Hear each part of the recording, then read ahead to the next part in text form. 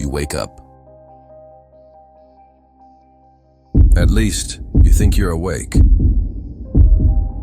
Your eyes are open. You can see your bedroom ceiling, the shadows, the dim light filtering through your curtains. Everything looks normal. But something is wrong. You try to move your hand. Nothing.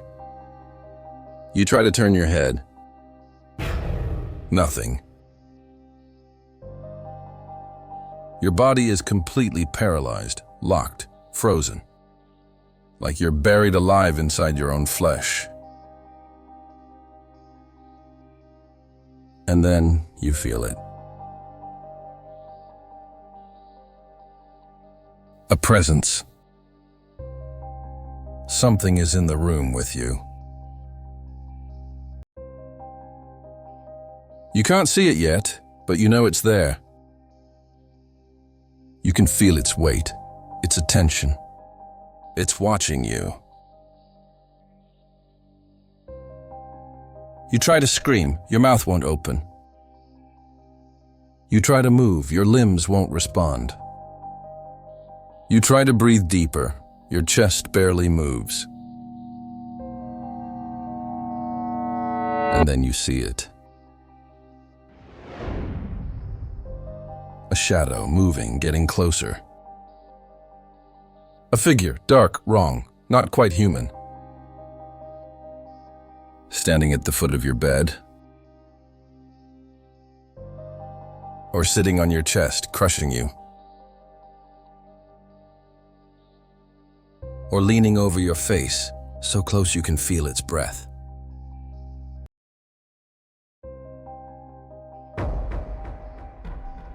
This is sleep paralysis. And if you've experienced it, you know that no description, no matter how vivid, can truly capture the absolute terror of being trapped inside your own body while something that shouldn't exist watches you.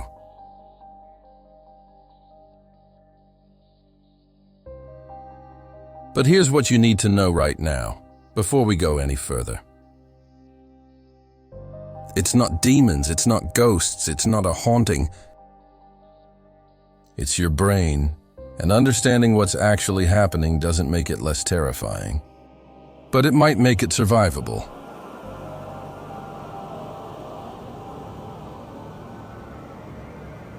Sleep paralysis is one of the most terrifying experiences the human body can produce, and it's shockingly common. Studies estimate that between 8% and 40% of people will experience sleep paralysis at least once in their lifetime. That means if you're in a room with 10 people, probably 3 or 4 of them have woken up paralyzed, convinced something evil was in the room with them. So what exactly is happening? Sleep paralysis occurs when you become conscious during the transition between sleep and wakefulness. But your body remains in REM sleep paralysis, a state where your muscles are temporarily turned off to prevent you from acting out your dreams. Let me break that down. During REM sleep, rapid eye movement sleep, the stage where most vivid dreaming occurs, your brain does something fascinating and kind of horrifying. It paralyzes you. Specifically, your brainstem releases neurotransmitters that inhibit motor neurons, essentially shutting down voluntary muscle movement. This is called rematonia. And this is a good thing. It's a protective mechanism. Without rematonia, you'd physically act out your dreams. Punching, running, falling, all while asleep. You'd injure yourself. You'd injure others sleeping near you. So your brain, in its wisdom, paralyzes you while you dream. The problem occurs when you wake up, but the paralysis doesn't immediately turn off. Your consciousness comes online, your eyes open, you're aware.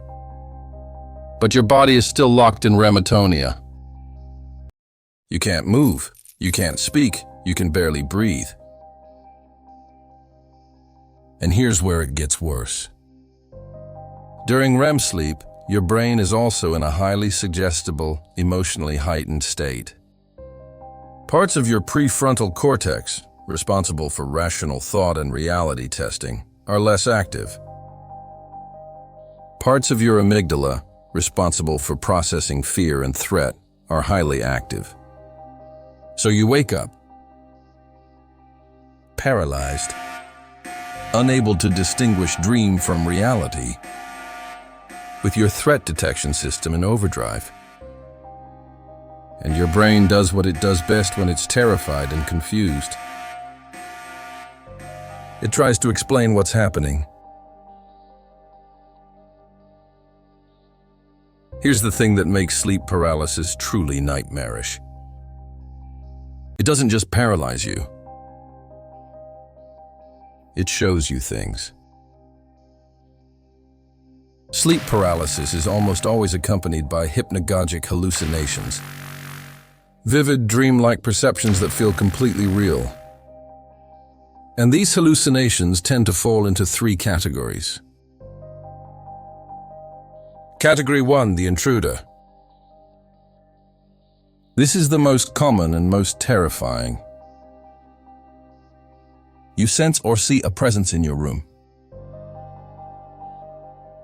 A shadowy figure, a dark shape, something watching from the corner, or standing by your bed, or sitting on your chest. People across cultures describe remarkably similar entities. A dark figure with glowing eyes. An old hag sitting on the chest. A shadowy man in a hat standing in the doorway. Faceless figures surrounding the bed. Why does your brain generate these specific images? The amygdala is hyperactive during sleep paralysis, constantly scanning for threats. The temporal lobe, associated with face recognition and social perception, is creating phantom presences. Your brain is essentially hallucinating an intruder to explain why you feel so threatened. But the hallucination is so vivid, so convincing, that your rational mind cannot distinguish it from reality. You know something is there. You can feel its malevolence, its weight, its attention. Category 2, the pressure. Many people describe an intense feeling of pressure on their chest, like something heavy is sitting on them or crushing them. This has a physiological explanation. During REM sleep, your breathing becomes irregular and shallow. When you wake into paralysis, your respiratory muscles are still somewhat inhibited. You feel like you can't breathe properly. And your panicking brain interprets this sensation as, something is on my chest, crushing me. So it generates a hallucination to match the feeling. An old hag, a demon, a shadowy entity pressing down on you, suffocating you. People have described trying to scream and not being able to make a sound. Trying to gasp for air and feeling like they're drowning. The terror is indescribable. Category 3, the movement. Some people experience vestibular hallucinations, sensations of floating, spinning, falling, or being dragged. Out-of-body experiences are common during sleep paralysis. Feeling like you're being pulled out of bed. Feeling like you're levitating. Feeling like you're falling through the mattress. This happens because your vestibular system, which controls balance and spatial orientation, is still partially in dream mode. Your brain is receiving conflicting signals. Your body says you're lying still. But your inner ear might be generating phantom movement signals. The result?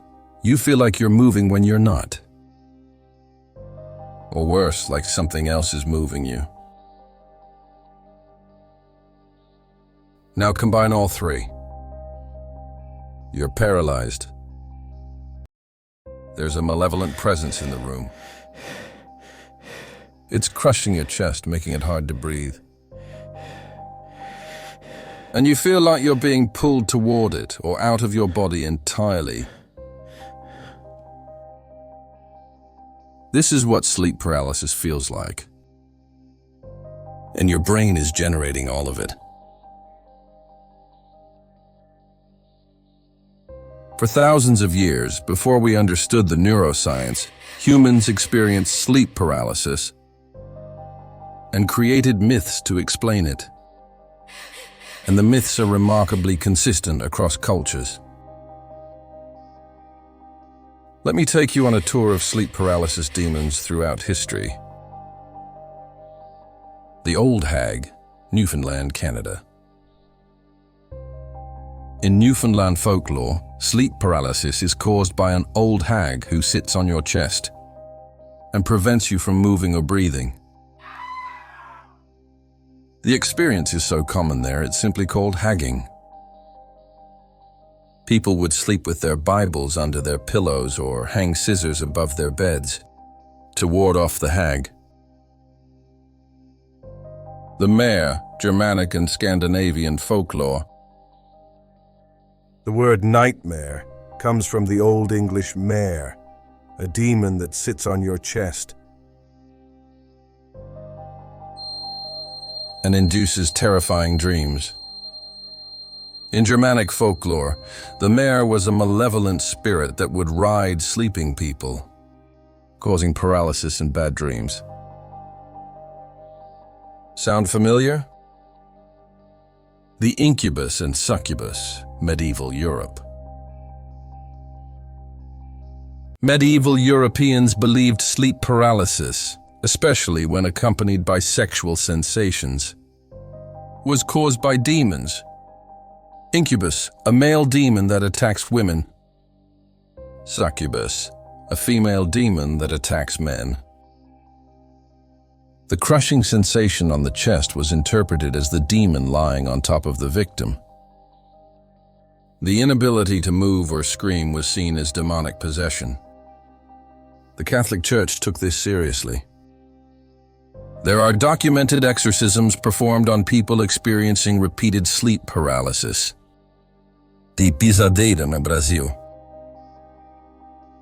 In Brazilian folklore, the pisadeira is an old woman with long fingernails who walks on the roofs of houses at night. If you go to sleep on a full stomach, she'll jump onto your chest and paralyze you. The Kanashibari, Japan. In Japan, sleep paralysis is called kanashibari, literally bound by metal. It was traditionally attributed to vengeful spirits or supernatural forces. Interestingly, in modern Japan, many people describe the sleep paralysis entity as a shadowy figure rather than a traditional Japanese demon, suggesting cultural influence shapes the specific hallucination. The Pandafecce, Italy. In parts of Italy, sleep paralysis is caused by Pandafecce, a witch or supernatural entity that sits on your chest. Notice the pattern? Across vastly different cultures, separated by thousands of miles and hundreds of years, people describe the same experience. Waking paralyzed. Sensing a malevolent presence. Feeling pressure on the chest. Seeing a shadowy figure or demon. This isn't because demons are real. It's because the human brain, when experiencing sleep paralysis, generates remarkably similar hallucinations. The amygdala produces fear.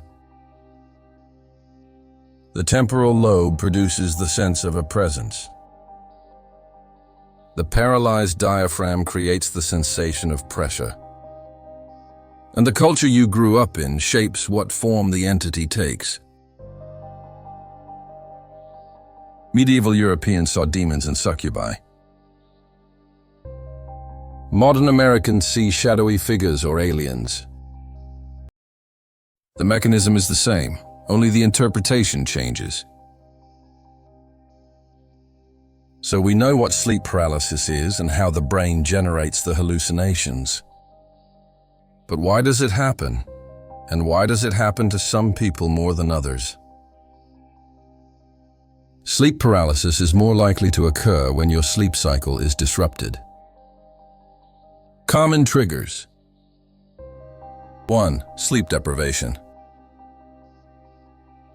When you're severely sleep deprived, your brain can slip into REM sleep very quickly, even during brief naps. This increases the chance that you'll wake up before rematonia has fully disengaged. 2. Irregular sleep schedule. Shift workers, students pulling all-nighters, people with inconsistent sleep patterns all have higher rates of sleep paralysis. Your brain's sleep regulation gets confused. 3. Sleeping on your back. Multiple studies have found that sleep paralysis is significantly more common when sleeping in the supine position. On your back. Why? We're not entirely sure. It might be related to breathing and sleep apnea. It might be related to how your brain monitors body position during REM.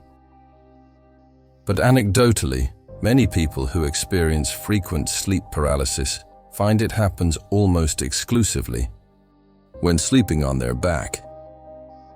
4. Stress and anxiety. High stress levels prime your amygdala, your threat detection system, to be hyperactive. This makes sleep paralysis more likely to occur and makes the hallucinations more terrifying. 5. Sleep disorders. Narcolepsy in particular has a very high association with sleep paralysis. People with narcolepsy experience disrupted REM sleep regulation, making sleep paralysis much more common. Sleep apnea can also trigger it.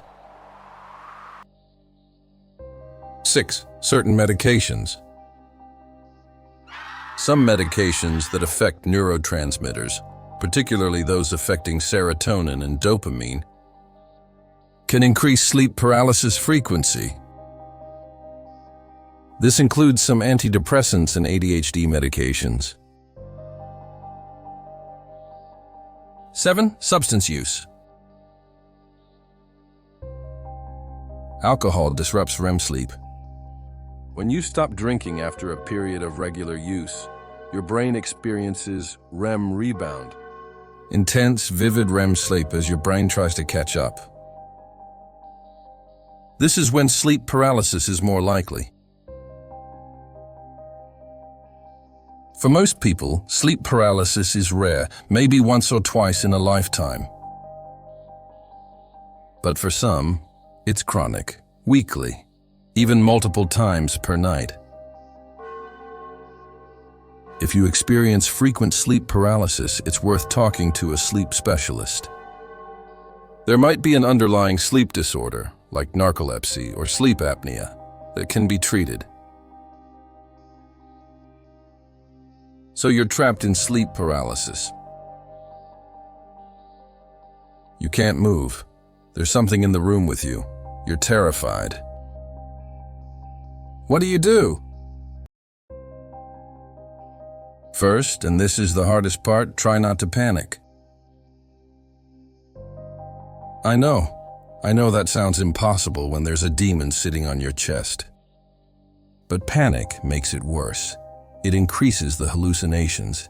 It makes your breathing more difficult. It prolongs the episode. Here's what actually helps.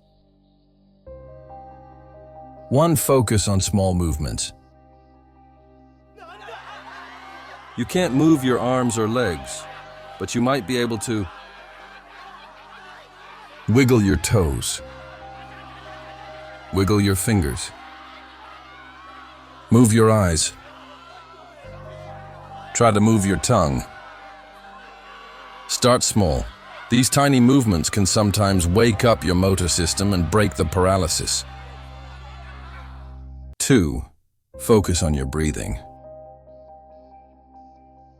Even though it feels like you can't breathe, you are breathing. Your autonomic nervous system is still working. Try to slow your breath, make it deeper, more regular. This calms your nervous system and can help you transition out of paralysis. 3. Tell yourself it's sleep paralysis. If you've experienced this before, you know what it is. Remind yourself, this is sleep paralysis. This is not real. This will pass. It sounds simple, but having that knowledge, that framework, can reduce the terror. You're not being attacked by a demon. Your brain is misfiring. It will end. 4. Don't fight it. Paradoxically, the more you struggle against the paralysis, the more distressing it becomes. Some people find that accepting it, okay, I'm paralyzed, I'll wait this out, makes it pass more quickly. 5. Try to go back to sleep. If you can't break out of the paralysis, sometimes the best option is to let yourself slip back into sleep. Close your eyes, stop fighting, let go. You'll either fall back asleep and wake up normally, or the paralysis will break on its own. Prevention strategies. If you experience sleep paralysis frequently, you can reduce its occurrence. Sleep on your side or stomach instead of your back. Maintain a regular sleep schedule. Go to bed and wake up at consistent times. Reduce stress, meditation, therapy, exercise.